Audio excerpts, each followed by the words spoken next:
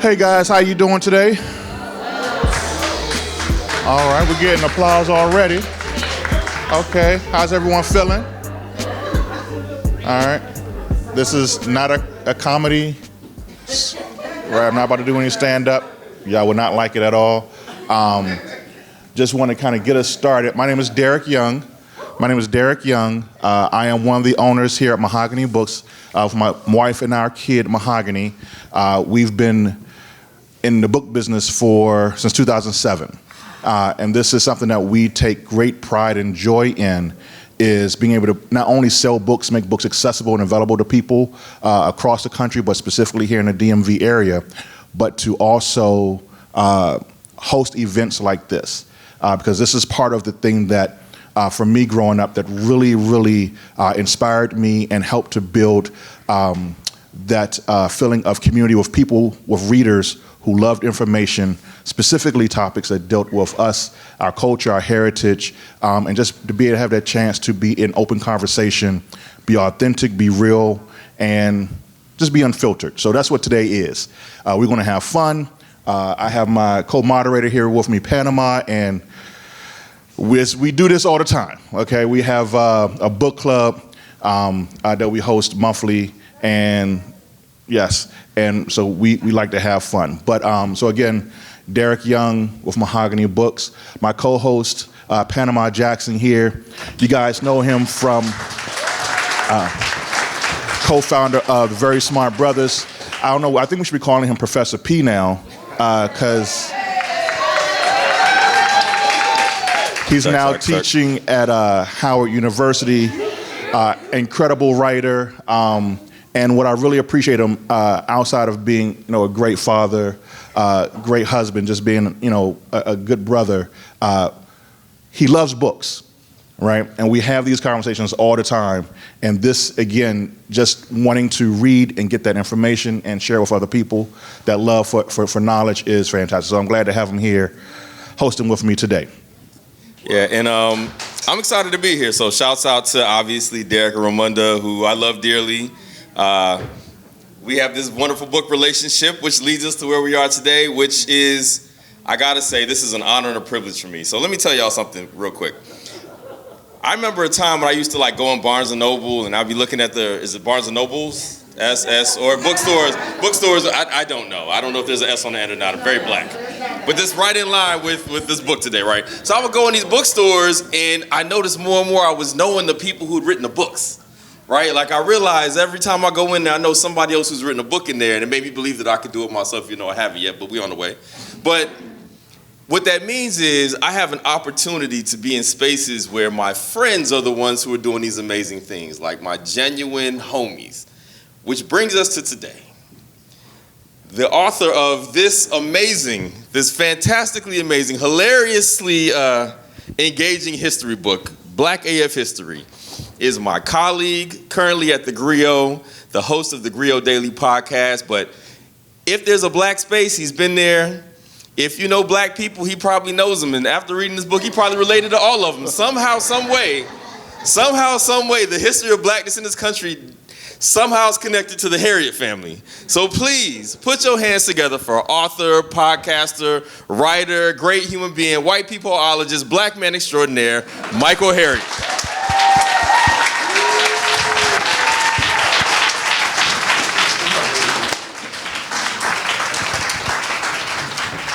All right. So we're going to do this, y'all. Again, like we said, this is going to be just a fun conversation. I'm so happy to have you here, Michael. As soon as I saw the book title, I was like, this is going to be a book that we have to have at MahoganyBooks. So glad to have you here. Yeah, I remember when I was still writing it and met you, and you said, we can't wait for it. And I was like, I can't wait for you guys to get it. Yeah, man. This is going to be fun. So again, we're going to be unapologetic here. We're going to speak the truth. You can disagree, but we're going to, be opinionated and speak our truth. I want to get started. We have some questions. We, try to get organized just a little bit. And there was to kind of set the tone. There was a quote you had, I think it was in the introduction, where you talked about, you said, while it may sometimes seem abrasive, confrontational, and even dismissive, this book recognizes that the only difference between a burglar and a settler is who writes the police report. Right. As soon as I said, I was on vacation. I stopped and I called Ramunda and I was like, this is it. Like, I'm super excited for this book. So to set the tone, can you talk about that line and why you wrote that? Yeah, because one of the reasons I wanted to write this book is, and I've been telling people this ain't a book about black history. It's a book about American history. And I know, like, when people say black history is American history, well, there are a lot of books about black people through the perspective of black people. Then there are books about America through the perspective, it's usually through the perspective of white people. But we rarely get to hear America's story through the perspective of black people, right? And like this idea, especially even, it started after I signed this book deal and started writing this book, is this whole CRT thing. And I've been telling people, what y'all don't realize is, like, you're still learning history through a racialized lens, right? Like, white is a race, and the way we learn history is through whiteness. And it would, like, bother me when we talk about French people and Spanish people and the English settlers and then the Pilgrims who had a religious motivation, and then all of the black people are just Africans or slaves. All the indigenous people don't have tribes or nations or communities. They're just Native Americans or Indians, right? So what I wanted to do is partly show you how that sounds. Like when the white people are just white people, and then I would go to, like, I made the effort to say, like, oh, I'm not even going to use the white people's name for these native tribes. I want to use the names that they use. And I want to, like, we think they went over there and got black people, but they went and specifically got, like, this tribe knows how to grow rice, and these people are great blacksmiths, and to use those names and those cultures, and then all the white people are just white people, is not like subversive. That's how they do it, right? And so that's one of the reasons I wanted to do that. Okay, yeah. So while we get into all of that specifics, all of those specifics, I do have to ask, how long did the fact checking take on this book? Because I'm reading this book. I'm more than halfway through, and I'm also listening, like, to do both at the same time. And he's narrating, which is, you did a wonderful job with that, by the way. I don't know if y'all listen to the audiobook. Sometimes the narrator can turn you off from a book. And listen, let's keep it 100. It happens. But that hasn't happened. I'm actually listening and reading at the same time. But it's like fact after fact after fact. Then there's, there's some obviously some commentary and all that stuff in there. But, like, how did the fact checking process happen? How long did that take? Like, what was that like for you? Was it a million notes? Yeah, so it was a lot of collaboration. So Blair Kelly, who is a historian, she was at the university. She was at North Carolina State when I was working on the book. She's now the dean of the University of North Carolina Center for Southern Studies. So when I started writing the book, we got together and she basically said, imagine if this book was a class, like you were taking it for an entire year. Now we're going to write the syllabus. And it'd be some things that I might have left out, and she'd say, no, you got to talk about this. And so we wrote a syllabus. And then for every chapter, we'd imagine a week, this is what we're going to talk about. And so we went through it, and I would write that chapter, then I would hand it to her. And then after the entire book was done, we handed it to another fact checker who's a woman named Kawan Allen, and she fact checked the whole book. So it went through like me, then a historian, then a fact checker to make sure that we had everything correct. And so it was a lot of fact checking and a lot of, you can't say this because it really wasn't like that. And so I learned during the process too. Go ahead. Well, I was going to ask because there are history facts in there that had to be fact checked. Then you got some black facts in there that just, you know, like, I don't know if any of y'all had a chance to start reading this book yet, but I mean, the blackness is off the charts. I literally, like, I'm light-skinned, and I definitely felt darker and more blacker the berry while I'm reading this, and I felt more empowered. But, like, we get to points where, like, you mentioned, like, the 5 heartbeats breaking up in the midst of talking about the Civil War and why you don't split up and how, like, splitting up is, but you also say nonsense like JT was a better singer than Eddie King Jr. And it's like, so did they have to fact check those things too? Because I think that's wrong. So I just want to, you know, make you like, you can't say that Duck was a better singer than Eddie King Jr. Because that's just not true, but you did. So did that go through scrutiny? Well, you think hitting those big notes are what comprise, but see, Duck had a more melodic voice, and then he wrote all the music, right? So wait. So I just want to take a moment to make sure that we say we can all agree to disagree. Right. We don't need any fighting up in be here. all Okay. night. Right. There's a lot of facts in here, but I love it. We can, yeah. Continue. No, I mean my point there was largely just as a shout out to you and kind of a like.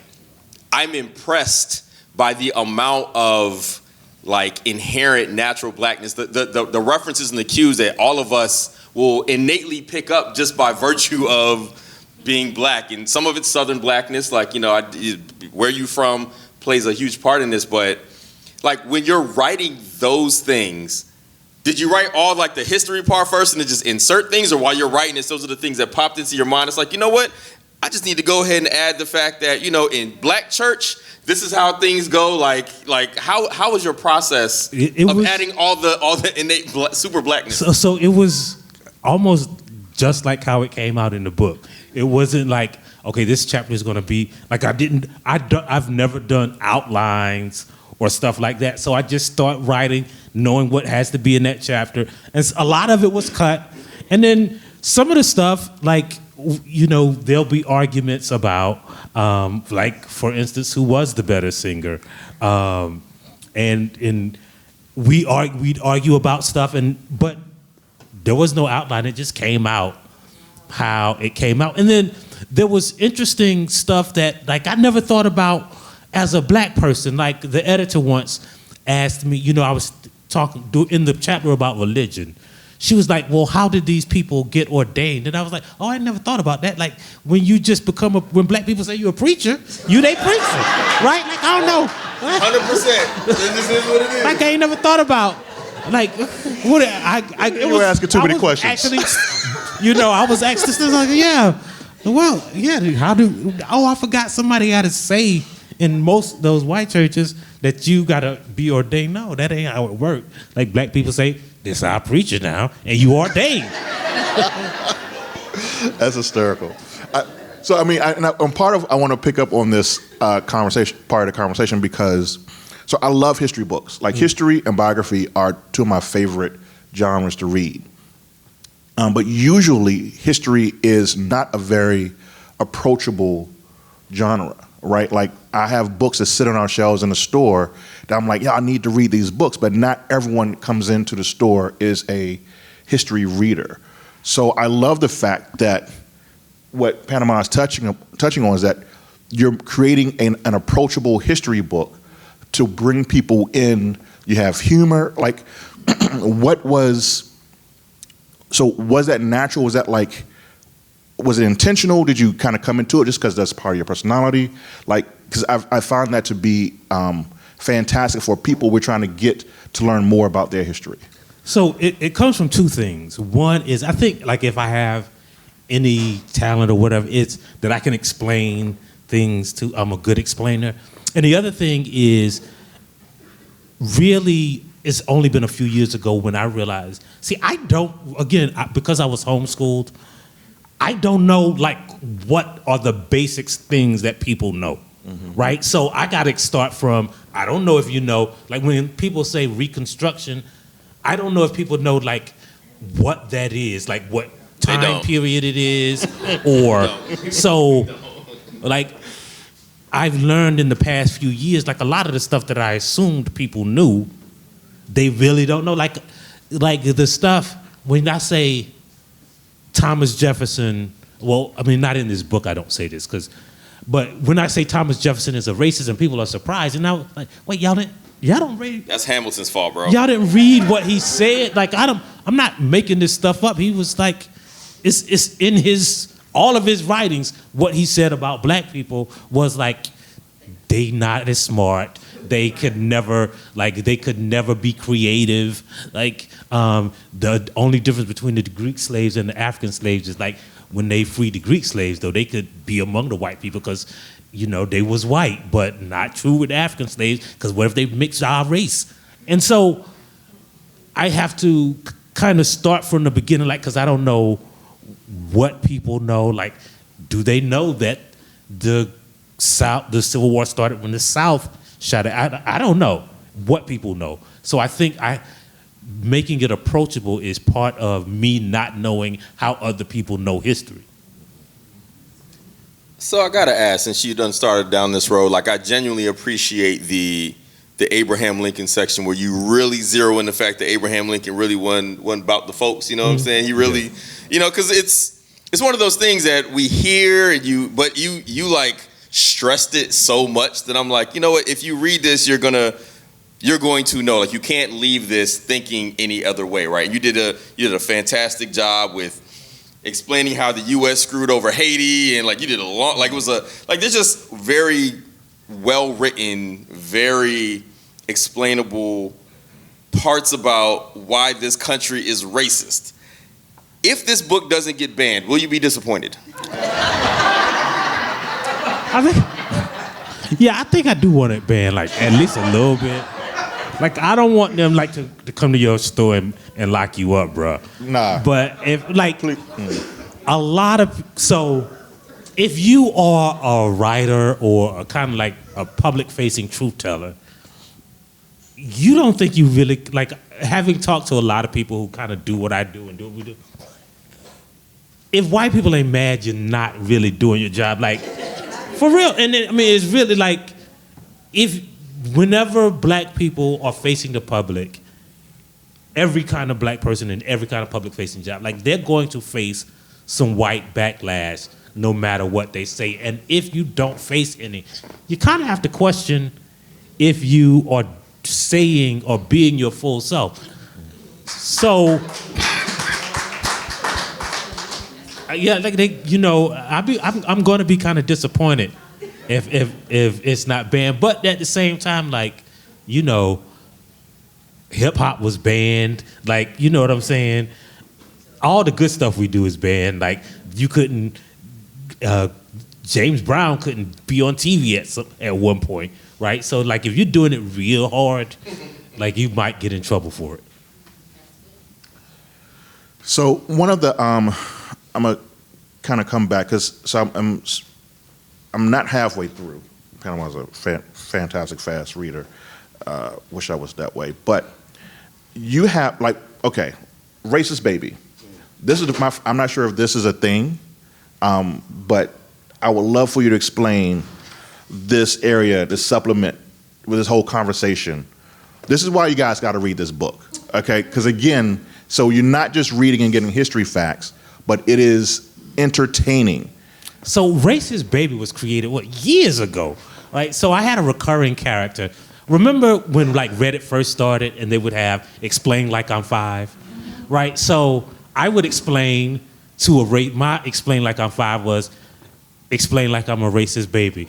And at the time, my editor, Angela Branahelm, she loved Racist Baby. She loved, if I was going to explain something about using Racist Baby, she'd be so happy. So I had to bring him to his book. So basically, Racist Baby is an innocent little kid whose parents are Klans people. And he comes to ask me questions about the stuff that his parents tell him.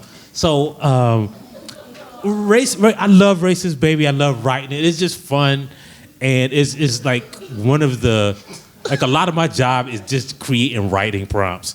And Racist Baby is one of my fun jobs. Tell them what. So, see, you're talking about like when explaining like the lost cause theory. Yeah. Like explain what like the Go through the conversation. Yeah. So Racist Baby comes and asks me about like the Confederate flag and the lost cause. So there's a whole chapter where I explain like how basically it's how history got whitewashed, the lost cause mythology, why like white people love the civil like Confederacy. But I'm explaining it to a racist baby whose parents have taught him all this stuff. So he was like, but you know, when we have the marshmallow roast on the lowercase t, and that's y'all burning the cross racist baby. That's a cross burning racist baby, you know. But we all have our choir robes on. No, that's a Klan outfit, racist baby.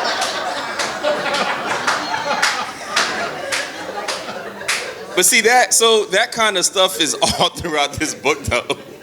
So like, and at the end of every chapter, there's like a quiz, right? So there's like 3 questions that like, so who are those questions for? So let me ask you this, because as I'm reading it, obviously it's funny. Mm-hmm. Like it's all funny, but I'm like, is this intended, who is the audience for this book? So the audience to me for this book is black people. But that doesn't mean that it's only for black people. Like white people ain't gonna understand it. But those 3 questions, first of all, because like some of the chapters are long, it kind of ties the stuff in. Like, what did I learn this chapter? So it's kind of funny, like a social studies book. There are quizzes, activities, multiple choice stuff at the end of every chapter. Like how many of these, like at the end of the chapter on religion, like, was your church a black church? Was somebody playing a tambourine? And like all of that, right? So, but I think they help congeal the subject matter, and then they make it fun, right? Like, what was this chapter about? And then they also provoke interesting, actual thought conversations. Like, what is, like, as a person whose ancestors are from Spain, and they are in Mexico, are they white or are they Hispanic? Like questions like that, right? Like which one of these people are white people? What is a Hispanic, right? Like, or how is Dominicans Hispanic, but like right across on the same island, how are Haitians black, right? Like all of those kinds of questions are at the end of each chapter, because I wanted people to think about the subject matter and kind of wrap it up and think about what they've just read. Real quick, just so I can point this out, because I just want you to know, like, what one of the activities at the end of the chapter, the Negro Spiritual, that's the name of the chapter, yeah, right? Is activity, which is how black is your church? Give yourself 1 point for each of the following that you've experienced. Use the answer key to determine the blackness of your church. And the funny part is, you might get a bunch of these and it just starts out not a black church. Like you think you a black church, but if you get 31 to 39 of these things, your grandma had the Holy Ghost, didn't she? Your church is so black, the ushers wore nurse shoes and white stockings. Like I wanted to kind of illustrate that, like what kind of activities are at the end of this book, and or at the end of each chapter, and what kind of thought and ideology they get across. That's gonna wrinkle some black folks too, whose churches are pretty black, but they might not be as black as they think they are according to your metric. All right. So, so I want to hear. So we're going to definitely get to a Q&A portion of this. I know you guys have some great questions you want to ask as well.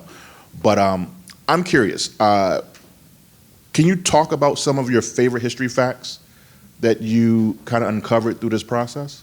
So I think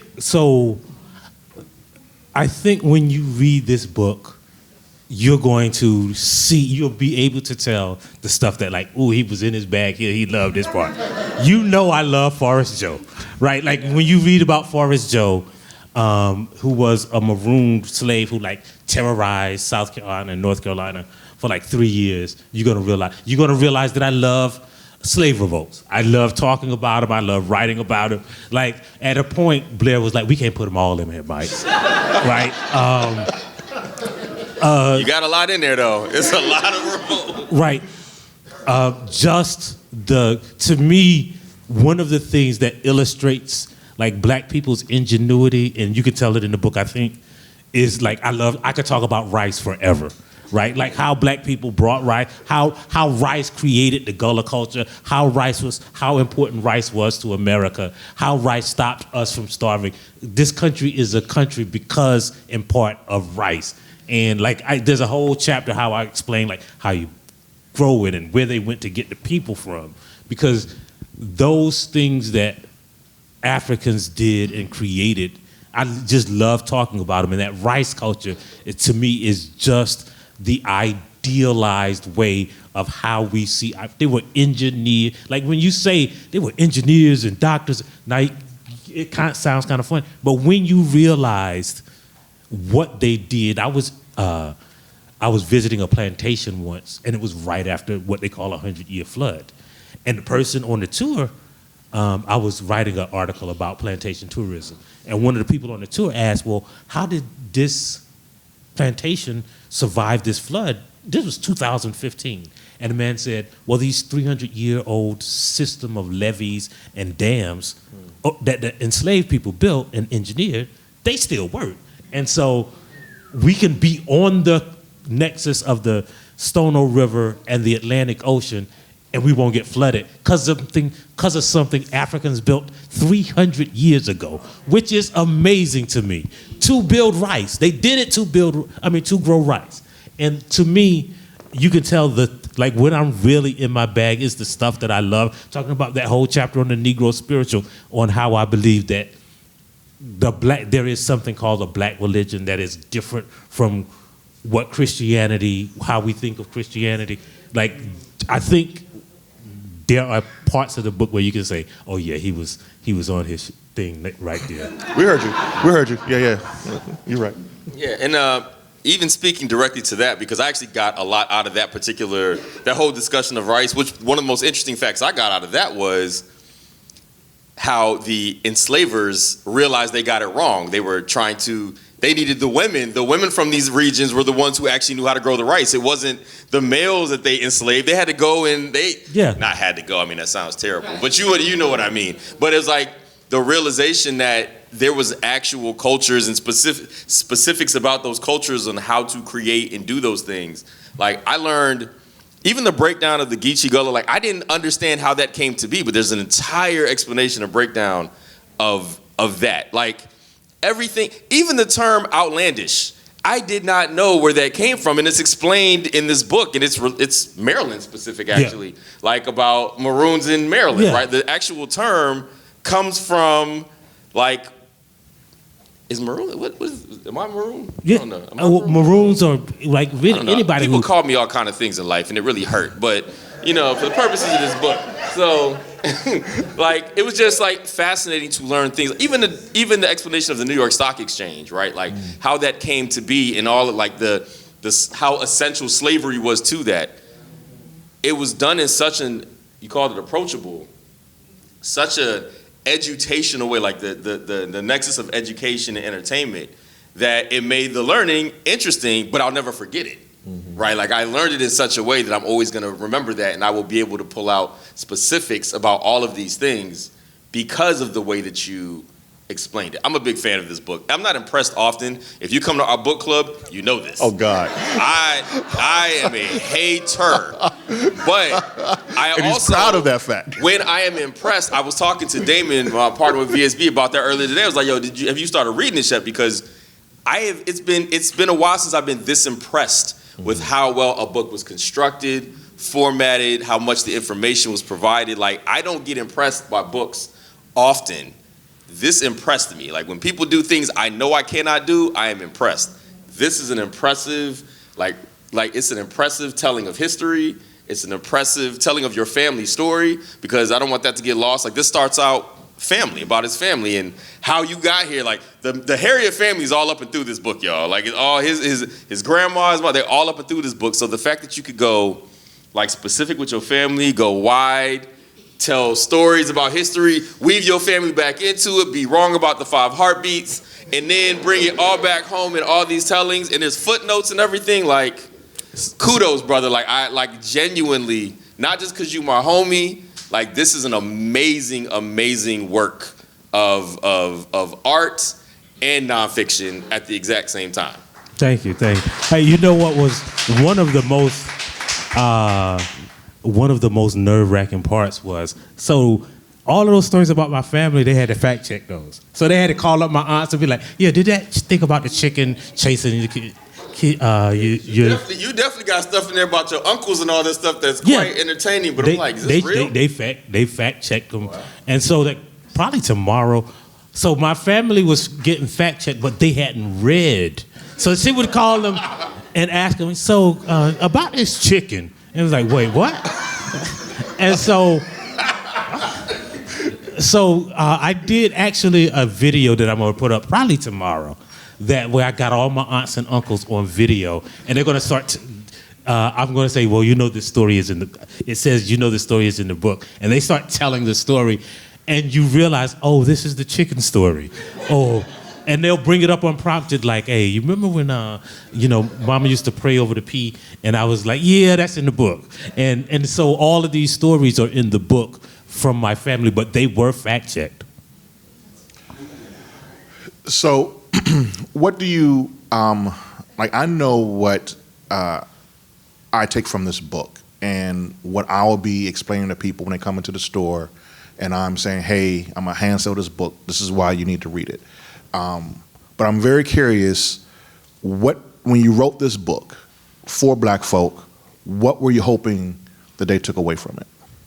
To me, the point of it is, when you think about Black people in America, how we got here, to arrive on the shores with nothing, not even a family, not a language, no one who loved them, and their point to coming here was for everything that they thought and every piece of hard work and every bit of muscle to be extracted out of them so that they could be discarded.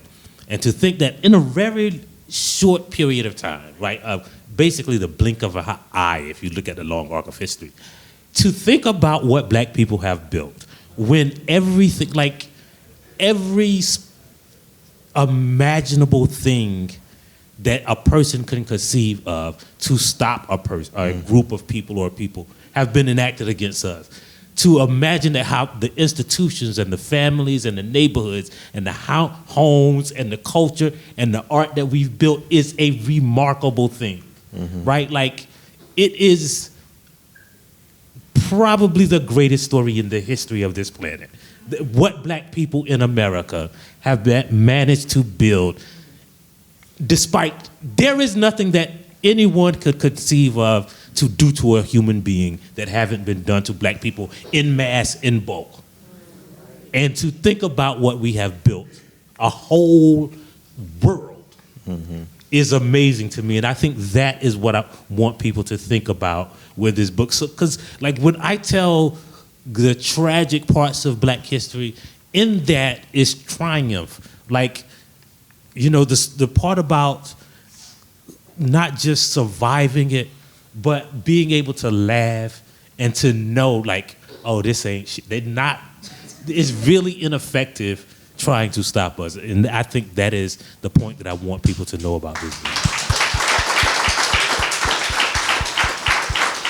And I'm so happy you said that, and it's almost like the spirit animal of Mahogany Books. Like, when you think about I'm trying not to curse now. Like, it's so much crap that happens, right? But to walk in the confidence of your Blackness, that there's nothing you can do, right? Like, there's nothing you can say, especially, and this is the thing that I love about history and history books, is that once you understand the facts, there's nothing that anyone can say to you to shake your confidence. Like, there's nothing at all. You just have to do the reading. You have to know the facts, because everything they're telling you is a lie that they're spinning to try to keep you from understanding what is really happening. So, I mean, I'm so happy that you wrote this book. I mean, I can, like, there needs to be a Black AF Books. Like, that's where my head is at now. Like, this is a very integral book that I'm hoping at some point gets into, like, high schools. Like, I think it should be read.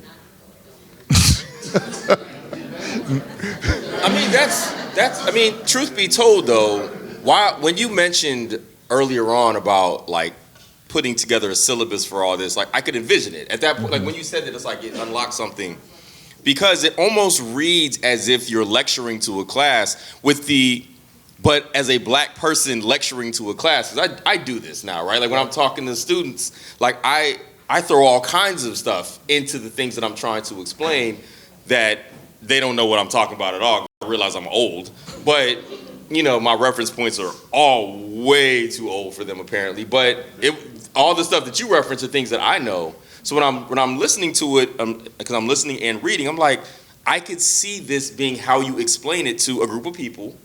Like if you do a reading, I get it entirely. It's like, oh, you're talking to people, you're explaining, and then you throw in something to kind of bring the point home that everybody's like, oh yeah, you're absolutely right about that kind of thing. Like I get that part of it. So I think this would be a wonderful addition to a school curriculum. I don't know what school would be crazy enough to add it to their curriculum that don't have the words "We Super Black" in the title of the school. But it would be fascinating to see if this could be the kind of thing that could be used educationally, because I think it is 100% an educational book. So yeah, it's interesting when people say that to me, like it would be crazy, because there ain't a curse word in the book. It's PG. Like you think about it, like the thing that you are saying is it's PG with a lot of violence. Yeah, like it's it's like the PG version of a Quentin Tarantino but it is what film. White people did for real. No, I know you're absolutely right. I agree. It ain't no more, I'm 100% it ain't no agree. less violent than the Civil War or the Revolutionary War. Right. But the thing is, like that idea, because I agree with you, right? Like ain't no chance. Because what we're saying is, telling the truth about black people, there is no way that no institution is going to do that, which is a crazy thing to say objectively, but it is also the truest thing to say. I mean, I feel that way even about some of our historically black colleges and institutions, if I'm being completely honest with you. I think stuff like this, when I'm reading it and I'm enjoying it, but I'm also like, I could see how that would be considered the controversial, even though I agree there's like facts and there's truth, right? Like there's all the facts and the real truth behind all of that in here. Like you discussed that even with the history of slavery in the world. Like people always make that argument about, well, slavery existed before it got here, and you can dedicate an entire explainer to why that is more nuanced than the way that people just throw that out there. And I'm like, it's completely factual, completely true, and I would love to see like this in HBCUs, and I can think of some of the more conservative spaces that I've been in. I went to Morehouse. I'm not saying my school wouldn't do it, but I don't know. Like, the conservatism, it doesn't just run rampant in other places. When it comes to education, we got some of those issues too. Because the foundation on that education is built on the fact that conservative white people are white gaze is everywhere. It's built on the foundation of a conservative white education, right? Like to say, I mean, I 100% agree with you, and think about that a lot. To think about that, the truth at a college can't be told because it differs from the lies that white people tell is an incredible thing to say. That ain't a quotable. So you say the facts and truth. For me, it feels like facts and feelings.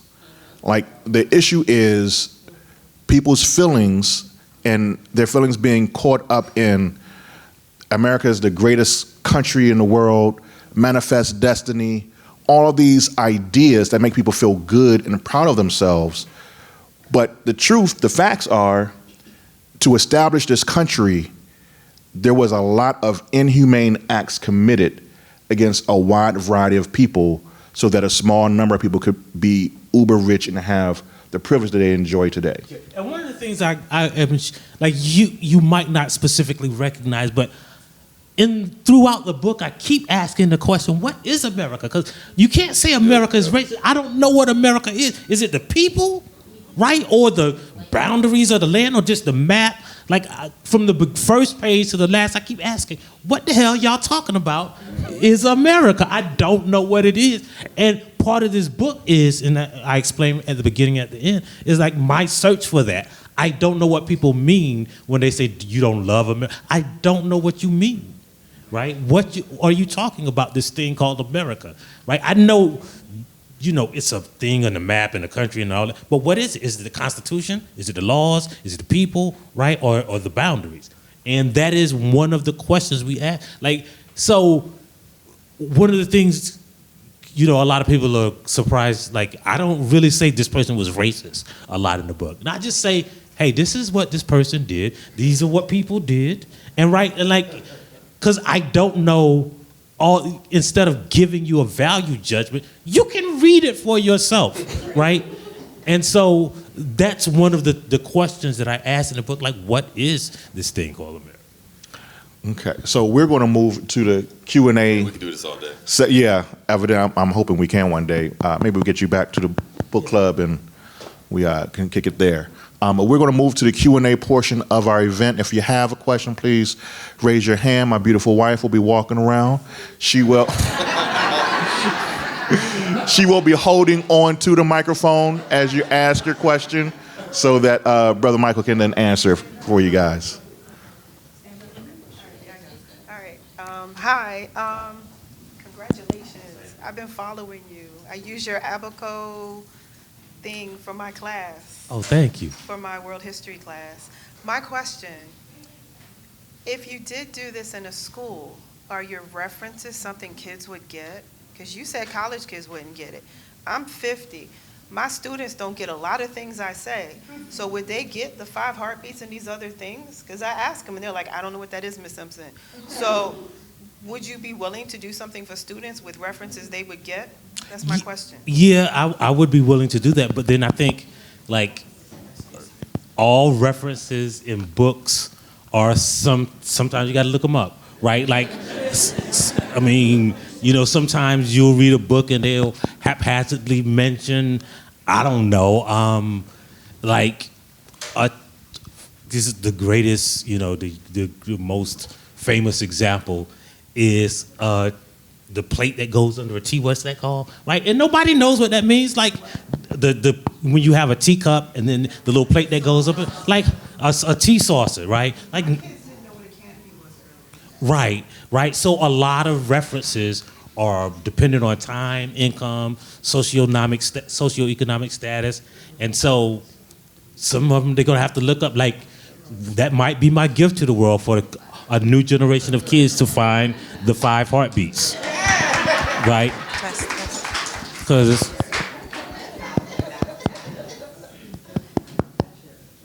Okay. Next. Sorry. Hi, I want to give you your flowers. In 2019, I think you came across my Twitter feed. Nobody explained March of Dimes in the history like you did, so I want to give you your flowers. I'm also an educator, and I find the same thing teaching high schoolers journalism and English. I say everybody needs to know who Tribe Called Quest is. So when I need to move my slide, I say, "Can I switch it?" And they're supposed to say, yes, you can. So long, but they got it. So I feel accomplished. But I just want to give you a flowers. I can't wait to read this book. You crack me up. Nobody tells a story like you and teaches while they're telling the story. March of Dimes is just one of the threads, and I learned about Unroll Please from watching your Twitter. So I just want to say thank you. Thank you.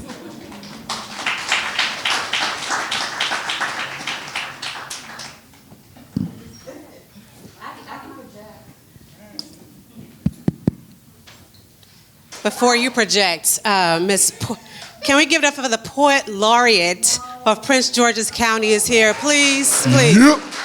Thank you.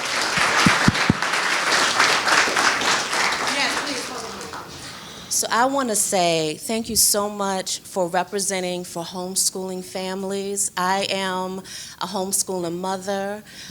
You are brilliant. I am a fan. One of my icons is Derrick A. I follow you on Twitter, and you remind me so much of him. And to hear Panama talk about your book, it sounds very similar to how Derrick Bell did his book, Faces at the Bottom of the Well. So I'm so excited to read your book. What I want to ask you is, who are as a homeschooled person, you're one of the few adults that actively admits to people that you've been homeschooled. And you say it, and you're so brilliant. I think you're like the poster child. I tell everybody, you know, Michael Harriot was homeschooled. And so I would love to know, who are some of the scholars and the people who influenced, outside of your family, because your family sounds like they were really brilliant as well, but who are some of the people you read and the scholars that you would recommend to kind of, if someone were to put together a book list, and include your book, who were some people who inspired you that got you to the point where, in addition to being a columnist, you're also a historian? Well, I think if you read this book, you're going to immediately know that I think that W.E.B. Du Bois is the smartest man who ever lived. Literally, I think that, right? Like, to me, that is a fact check to say, when I say, well, if I think something and I can back it up if I say, I think backing it up is saying, well, Du Bois said it too. like that is, like, so you can't even argue with it now because Du Bois said it, right?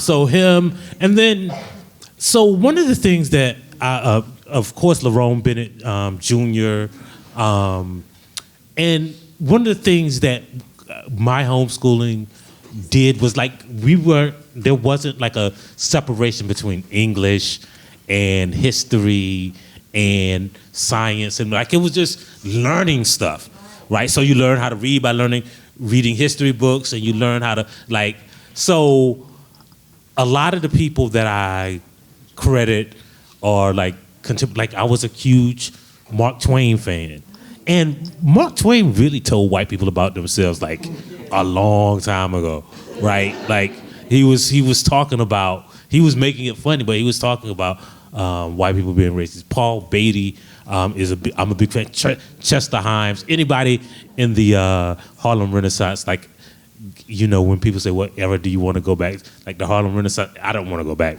But, but the people who, Zora Neale Hurston, who was, like, we think of Zora Neale Hurston, we forget that she was a journalist and she wrote nonfiction and probably was one of the greatest writers to me. Like, and then the same thing with Toni and Toni Morrison and all of those writers of that generation who, like, black writers never had the kind of privilege of being just niche. And so they were journalists and opinion writers and novelists. And so all of those people who I respected, and I learned a lot from them, even about sociology. Thank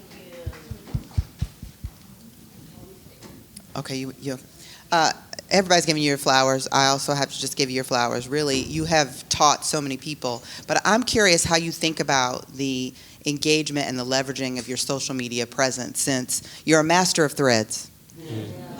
And I'm sure you've taught so many people, but you then got to be up on X or Twitter or whatever we're calling it today, and you get the feedback in. So how do you balance that and think about yourself leveraging that medium and teaching so many? Well, I get it. I feel like, first of all, like, Twitter, being on Twitter is like living in America. Like, you're going to get that same stuff. And then, like, even before I was a thing on Twitter, like, I had a whole column every Friday where I clap back. Because before they would find me on Twitter, they would just find me on writing on the internet, right? So the clapback mailbag was like, was pre-Twitter, really, pre me having a big following on Twitter. So, again, if you are black in America and, like, speak your mind, you're going to have that backlash. And I think we can just see it on Twitter. But Twitter ain't no different than being, like, I live in rural Georgia, moved there from Alabama, grew up in South Carolina. Bruh, it's Twitter. Like the consternation that I do not like the hate speech and stuff on Twitter, but the consternation that people have about Twitter and how harmful it is kind of amusing to me if they live in America.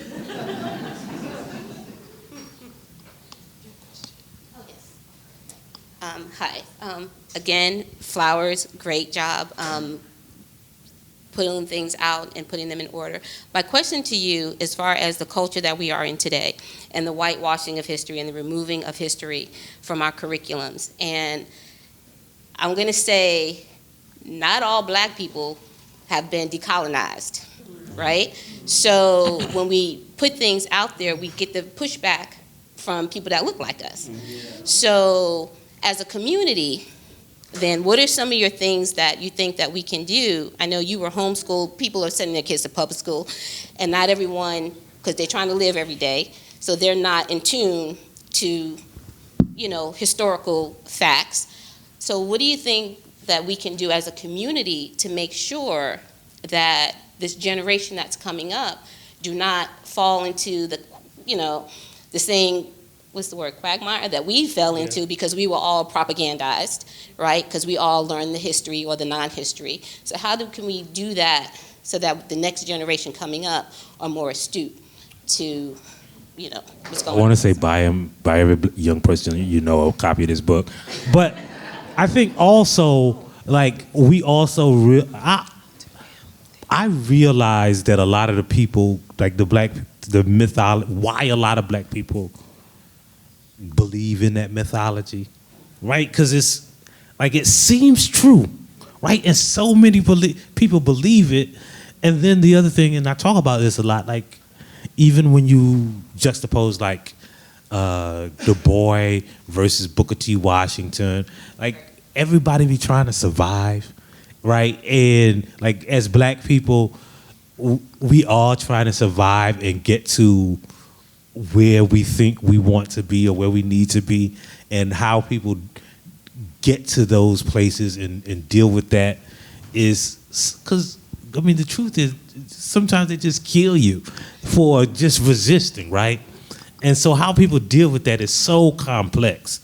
And so the first thing I think that we can do is give each other grace. It seems like a ethereal thing to say, right? Grace. But this world don't give us none, and then how we perpetuate it by not giving each other none is a crazy thing to me. Grace and just the space to be and to operate and to live and to have somebody who kind of likes you and has your back. Because people love you, but the liking you and the saying, you all right, is something we don't really get a lot of. And so I can say teach everybody the 17 basic history facts, but a lot of it is just we're not gonna ever really be able to reach everybody, but just for people to know when I'm among you, when I'm by you, when I'm sitting next to you, that I got some grace and I can relax my shoulders. I think that is a thing that is really kind of revolutionary in itself. That's good. I'm going to clap for that. That was good. Grace. Hi. When I got here, I read the first page of your book. That's as far as I've gotten. But it hit home because you said that when Ronald Reagan was elected president, you cried. So did I. Yesterday, I saw that Donald Trump in some polls would beat our current President Biden. And I just wondered, moving from history to the future, whatever America is, if Trump is reelected, will America even survive? And what would that mean for black people? And what from black history would give you some comfort that we might survive a post-America on what we now call America? So I'm gonna just tell you, I don't know. Again, I was just saying, I don't know what America is, so I don't know what America surviving means, right? What does America not surviving mean? What is the Constitution is going to be crumpled up? That might be a good thing, right? So I don't know what does democracy, we keep talking about democracy falling. What democracy, right? So I don't know what the specific. So if you ask me about a specific thing, Donald Trump, in my opinion, being elected will be hard for black people, and again, everything in the history of this world that has ever been done to a people have been done to black people, and we still survive. So it's crazy to think that an incompetent moron like Donald Trump would really like end black people. It's gonna be hard. It was hard the first time, right? But it's gonna be hard for white people too. And history teaches us that, like, I don't think all the people gonna die, so I don't know what America will survive, will America survive means. I think that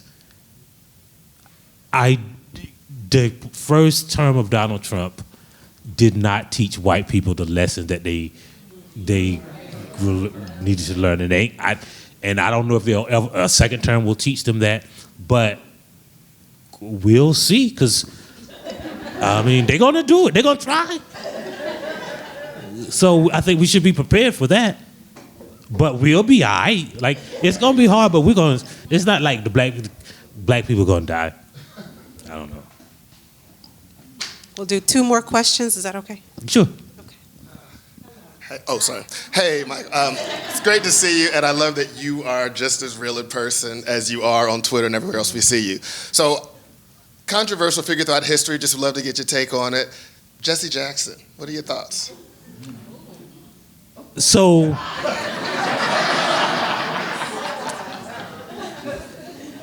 I do not. First of all, so I always, like, even in the book, I always point out, like, there are no black people who don't have flaws. I do not think that we recognize that everything that we think of as mainstream progressive politics right now, Jesse Jackson said, let's do that 40 years ago. Jesse Jackson's first campaign was on a platform of universal health care, LGBTQ rights, reparations. 40 years ago, his presidential campaign had reparations, as well, environmental justice, all of that, all of the stuff that you take for granted now. Jesse Jackson was telling y'all to do that 40 years ago. Go look up Jesse Jackson's first presidential platform. And so, I mean, again, I do not know a historical figure that is flawless, but the legacy of Jesse Jackson is, like, he was, I mean, as a political figure, which is what his legacy is, you know, you can, what did Jesse Jackson do that affected anybody in his room? I mean, think about that, though. Like, I mean, he might have some flaws, but did he do something that negatively affected anybody in this room, right? So, to view him as a political figure is to view him through that lens, right? And you can talk about the stuff like, I don't know what again, I don't know what the scandals are when you look at it now. Like, you just there was some Jesse Jackson scandals that didn't affect me in any way possible, but some white people said that Jesse Jackson did some bad stuff. But yeah, so that's what I think his legacy is. Okay, last question. One more after this. What's going on, fellas? How y'all doing? Panama, what's popping? Question for you. I ran into you on Twitter, one of your several threads. You were talking about my great-grand-aunt, Mary McLeod Bethune. You were talking about the creation of the Black Brain Trust, a group of individuals who created Tuskegee Airmen relationship through Eleanor Roosevelt. And so I immediately grasped onto that because it was a family member story I hadn't heard before, but it also pushed me into action. And so I know there's a lot of educators in the room, and I don't believe that education is the endpoint to our purpose here. So I want to know, as you were writing this reference for us, what do you dream our application for this reference to be? What are your expectations of us as your demographic to take these facts and then push them to wherever you want them to go? I just want to hear your thoughts on that. Well, I think, one, spreading the information, but the other thing is just a reimagining of what black people's place in this country are. Because, like, I hate the term, like, marginalized people, right? Because I don't know can white people marginalize us? It's like, so I think placing ourselves at the center of the story of this country is what I hope people take from it. And I hate, like, that term victim mentality, but I just want I want the people who read this book to imagine like, again, I really believe this is the greatest story in the history of the planet. The story of black people is the greatest story in the history of the planet. I don't say that with hyperbole. I really think that it's true. And so that is, but to be a part of the greatest thing that ever happened is an incredible thing, right? Right? And so that is enough to me, like, just to absorb that and live in it, I think is revolutionary in and of itself. Awesome. Our very last question. Thank you. Oh, yeah. Adding to the flowers, for me personally, you have helped me to reframe how I see myself and then how I see everybody black. Because the grace that you talk about is much of your writing that I read, that's what is conveyed. Like, just understand that we're all coming from different places.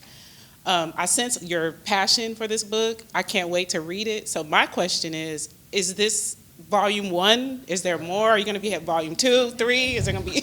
So this can't be the end. So this good last question, because the crazy thing is that this book was not. I'd never proposed this book to anybody or anything. I taught a class called Race as an Economic Construct, and I pitched a book called White Peopleology, and every publisher said, "Yeah, so but what about that history thing you do?" And so I wrote this. We flipped the order. So the book White Peopleology is about almost kind of the converse of this. It is looking at race through an economic construct, right? So it's like history, and then it's going to be economics. And when I talk about economics, I don't mean money, but the laws of supply and demand, and so that is the next book. And so I don't know if it's like a sequel, but I think that was the book I originally wanted to write. And here's the crazy thing about it. This is the last thing. This is a good thing to close on. The publisher said no, do the history book first, because the subtitle, nobody had ever heard of it. And even though you studied it in college, nobody had ever heard of it. And it was called White Peopleology, Toward a More Critical Race Theory. And they had never heard of, and nobody had ever heard of critical race theory. I could have had the bag. We had to go back and ask for some more money on that. So we're going to get ready to wrap up. I want to let Panama, any final words before I wrap up and give everyone instructions on how we're going to get to this signing portion of the event. Oh, well, that's nice of you. Like I said earlier, it's an honor and a privilege to be able to have friends who do amazing things, and I include Derrick A here too. I'm very, very happy to call friends of mine who have a bookstore that sells all the books that I like to read, and I've actually joked with them they need to put like a white interest section in the thing, just like how I used to go to the bookstore and there'd be like a black interest section. I'm like, you need to put like just a row of white books in there just to like make a joke, whatever. But anyway, it is briefly. I just want to say, I do not say how much I enjoy this book lightly. I joke about being a hater, but it's probably true. But I learned so much reading this book. I've known you for years, so it's always interesting when you get to learn from people that you talk to and argue with and go out and get into do the hood rat things with your friends, you know what I mean? Because Birmingham was a movie in the best and worst ways for all those that went to NABJ. But I'm proud of you. Congratulations on your album release. And, I cannot wait to see how the nation engages with this book, because I think it's that kind of book. I remember telling you I remember the day when maybe not the day you signed your book deal, but he pulled me to the side. We were in New York. He was like, "Bro, it's done." And I asked a couple questions I ain't gonna put out here, but I'm like, dude, it's gonna be out of there. We going to #1. I'm gonna ride this train too. I'm like, we doing it. We black. There's a lot of we's in the black community, but I'm really proud of you. There's no more appropriate title for a book than this title. It's well written. all the accolades, everything I could say positive is what this book is. And I hope everybody, if you don't have it, trust me, you will not be upset that you bought it. You will not be upset that you read it. You will not. It's the kind of book that's like 400-something pages. It's 382, I think, on the book, and then whatever. But you will enjoy every minute of it, and I mean that like as somebody who reads constantly and actually enjoys the process of this. So, shouts out to you, Michael Harriot. You are a true scholar and a gentleman, and this is one of them additions to Black history in a way that I think we might not all appreciate it now, but we will one day. Fantastic, awesome. That's why I like to have him, because I'm not going to follow that. But so I do want to say, first of all, number one, thank you for coming out. I do appreciate it so much. This is, I don't do a lot of our conversations. I like to be in the background, but there are a few that I do say, hey, babe, I definitely want to be on stage and have this conversation.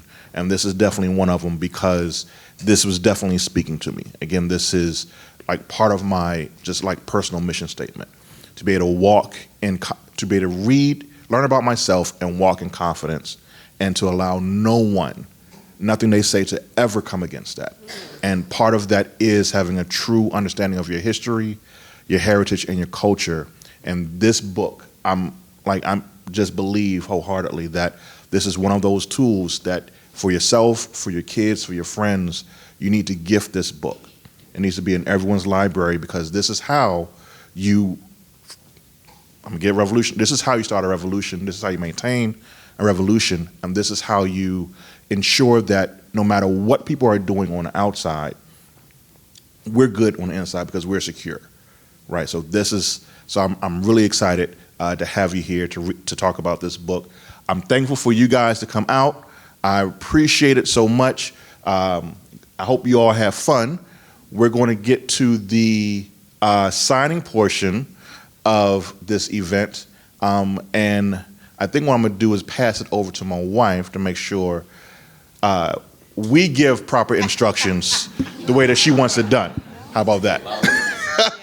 Let's give it up again for Michael Harriot, Panama Jackson, Derrick Young in the building. Y'all did that.